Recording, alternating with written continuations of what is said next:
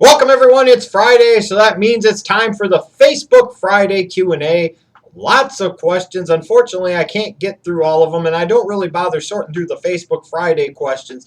The hint I could give you to make sure that your question gets answered is make sure you ask it as soon as you possibly can, based off of when you see me post the status asking for it.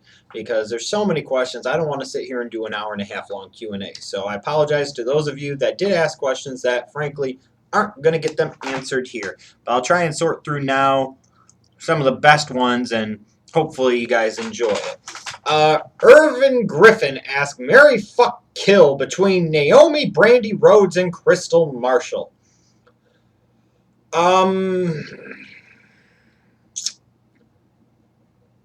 Fuck Naomi, marry Brandi, Rhodes, kill Crystal Marshall. That's a tough one. Why'd you have to do that? But yes, I think so. I think the prettiest of the three is Brandi Rhodes, so that's the one that I'd want to go showing around as my wife. The best pure pleasure fuck, in my opinion, would have to be Naomi, and Crystal's just kind of the odd one out. Matt Meffe asks, your opinion, where do the Dudley boys have their most success, or where were they most successful? Their ECW run, their WWE run, or their ongoing TNA run? Very simple. While I might have liked their characters a little bit better in ECW, WWE run. I mean, they were stealing the show at WrestleMania. That would be the better run if you take away the Brother Devon angle, of course. Let's see here. NWO 98 Hogan and Reign of Terror 03 Triple H face off in the main event at WrestleMania. Who buries who? Let's understand something. Triple H is God. Triple H is an old member of the Clique, Degeneration X, Evolution, The Breakfast Club, and all of this. But he's no Hogan when it comes to politics. Even Triple H would have to take a backseat. Even Triple H understands he could never measure up to Hogan in the politics category, brother. Are you fucking kidding me? Look at their match at Backlash 2002. Here comes Triple H back from his quad injury. They're trying to sit there and make him a babyface. He wins the belt at WrestleMania. Nobody gives a shit. Here comes Hogan. Bam! Steamroll right through his fucking ass. Hogan wins, bitch. Not even close. That was Bedlam that asked that question. That was an awesome question. Yes, Triple H might know politics, but Hulk Hogan created and invented politics that Triple H can't even imagine to have used. Kenneth Romero asked, I always see people on YouTube, if I can get this back up here, making up their dream WrestleMania card, but I would like to know, do you have one? Yeah, I think I've done it before, and I'll probably do another one again before WrestleMania 31, updated a little bit perhaps. Let's see here. Nick Willis, what did you think of the McMahonism angle in 06? I actually kind of believed it because I firmly felt that McMahon viewed himself as God, so it kind of worked for me, actually. Thomas Bauer asked, what was the worst WrestleMania from each decade? 80s, 90s, 2000s, and 2010s. I will go WrestleMania 2 and 86. WrestleMania 9, 93. Even though WrestleManias 11 and 13 definitely have their own argument, that's for sure, to be made for them. In the 2000s, WrestleMania 2000 could definitely go in there. You know, I'll go with WrestleMania 2000, even though I almost am tempted to say WrestleMania 25 in 2009 because of the expectations, because of the fact it was the 25th WrestleMania and that was the show we got instead. But I'll go WrestleMania 2000. Then WrestleMania 27 in 2011 was by far the worst of this decade. Oh, it was terrible. Even though WrestleMania 26 wasn't a whole lot better. Let's see here. Tyrell Carbon asked, when Cena put over Bryan and Punk, then had someone cash in straight after, do you think that was to distract everyone from Cena losing cleanly, or am I looking too far into it? The Bryan part, I think, is in part because you needed something to do with Cena being on the shelf for a couple of months, and that's where they wanted to go with it. They were setting up the whole Daniel Bryan versus Authority storyline. But as far as Cena with CM Punk, I think maybe it was in part to take away from the fact that Cena lost, but it was just more so the fact that the WWE just couldn't fucking help themselves, and they were totally committed to completely screwing the pooch on the Summer of Punk angle in 2011, and ta-da! They succeeded. Very simple. Axel Lee asks, who in your opinion is the most hated wrestler in the history of the business? Most hated? Yikes. Who does everybody hate? That's a good question. I don't know if I have the answer. You know, a lot of the people in the wrestling business are very petty and very jealous, and they say a lot of bad things about a lot of bad people. But in terms of who was the most hated wrestler in the history of the business, I don't know if I know the answer to that one, frankly. Let me scroll down and see what else we got. Let's see here. KJ Turner asks, pick 3 athletes from the NBA and NFL that have the kind of look that Vince wants in a superstar. Well, I don't know if I'll come up with 3 for each, but I'll come up with 1 or 2 for each, perhaps. In the NBA, beyond question, LeBron James would have that look. I mean, even with his no-carb, slim-down look, you're still talking about a guy that's 6'8", 6'9", a legit 250 to 260. I mean, that right there, he looks like a fucking star. He looks like a main eventer. He does. So LeBron would definitely have that look part down for the WWE. There's no question in my mind about that. I don't think anybody else is, frankly, in that category or class in the NBA.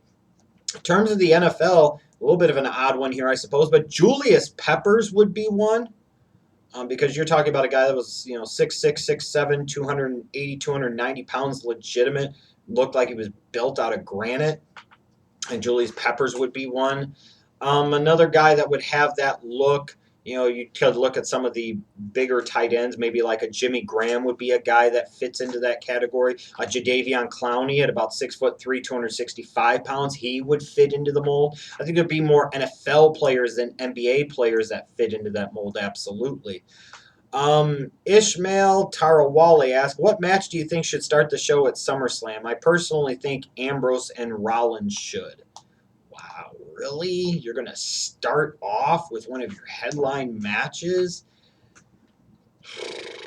And sometimes you do that, I understand, but I don't think that match should open the show. Unless you really are confident that everything else afterwards can build upon that all the way up to and including the main event. Because you run the risk if you go too early with that, then you get people too excited too early, and then the show and excitement kind of levels off. Maybe the Divas Championship, maybe. Yeah, that might be what I would do. Let's see here. Ravindra Rampersad asks, who do you think Bray Wyatt should feud with next? Damn, that's a really good question. If I had to go with one, I'd probably go with Dean Ambrose at this point. That'd be the first name that comes to my mind. I mean, unless you're going to turn him face, then maybe you feud him with Randy Orton, perhaps. Claude El Tauro Thomas, your top 3 worst moments in TNA history. Oh, man. Top 3 worst moments. January 4th, 2010. Just yes. Victory Road 2011. Jeff Hardy versus Sting in that main event. Oh, God. Just terrible. Awful. And then June of 2012, the beginning of the Aces and Eights angle. Yeah, and everything that led to. It was terrible. Brandon Lillis asked, who should have won the 40-man Royal Rumble over Alberto Del Rio since his stupid ass is gone? Santino. Why the fuck not? What would it have hurt, especially if they weren't going to have damn Alberto Del Rio win the damn belt at WrestleMania anyways? Why not give Santino that Cinderella type of run? I don't see where that would have hurt. Darren Anthony Tracy asks an interesting question. Has the fact that you're no longer doing videos reviews with the other members of OTRS affected your enjoyment of watching and reviewing the WWE product? Watching to a degree, yes, because I think it's always more fun to watch wrestling in a group, especially with friends, than it is solo. So that is very true. Um, I enjoy doing the reviews still and talking about it, but in a different way. But it's not quite the same. So, yes, it has a different feeling to it. I used to look forward to it more doing the videos and reviews with the other guys. There's no question. David Verrett asked, what would Marcus Smart do if Daniel Bryan was number one and CM Punk was number two in the 2015 Royal Rumble? Probably rub himself into blue ball state. Probably explode immediately in his loincloth and immediately label the 2015 Royal Rumble as the greatest professional wrestling exhibition of all time. If I had to guess. Tammy Gable asked, which tag team was better in the early or mid 2000s, the Dudley Boys or the Hardys? Guess it's kind of your perspective. I'll go with the Hardys because I thought that they got more out of Jeff and Matt as singles guys as well, which I think is key when you're talking about tag teams, especially if they're not going to stay together forever. You know, what happens with them once they go off on the singles scene. So I think they got more out of Jeff in particular and Matt as well than they did out of Bubba Ray and Devon as singles guys. So I'll go with them. Let's see here. Emilio Correa, asked, do people hate the Dixie Carter on-screen character more or Dixie Carter herself? Probably Dixie Carter herself. If I had to guess, that would probably it. Carrie and George asks, let's see here. If Bray Wyatt never hit the Cena ceiling, did you see him feuding with Lesnar at a SummerSlam with the concept of it being monster versus beast? No. No.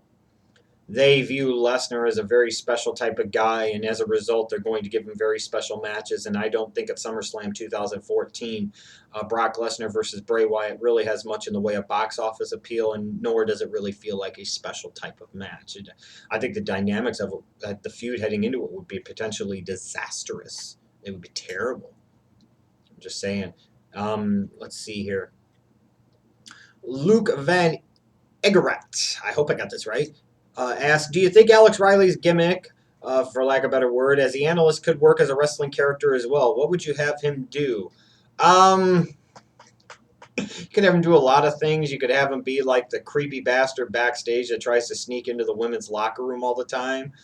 You could have him sit there and be the one that scores with all the chicks backstage. I think that would be a role that would work for him. I think you could have him be kind of like a creepy type of guy. Maybe where he sits there and tries to give girls candy, but it's actually his dick in a box. I don't know. I mean, there's all types of things you could do with the varsity villain. Who knows? He could probably sit there and run around in his underpants and try and hug Sting and Dusty Rhodes all the time. You know, I'd make up a like Sting's part of Sting's entourage. Sting would have a match at WrestleMania. You know, then you would see Riley's rod poking through. See here, Josh Davis. Do you think the Hardys will ever be inducted into the WWE Hall of Fame? Probably. Shane Delane asks, who's buried more people, Ray Lewis or O.J. Simpson?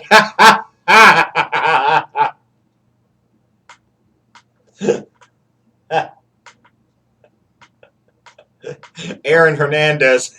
Ray and O.J. say, damn, you're good. That's it. Fucking A. Who's buried more people? Come on, Shane. Thanks for all you guys that submitted your questions for this Facebook Friday Q&A. I'll be back again Monday for another Q&A. Those questions are the ones that go to Twitter. Make sure you stay tuned all weekend long for more great content from this channel. Make sure you check out the SummerSlam Retro Review Series that is well underway. I believe today is SummerSlam 2007, so I'm getting to the end of that series. Thanks to all you guys that watch and support this somewhat okay channel. Goodbye.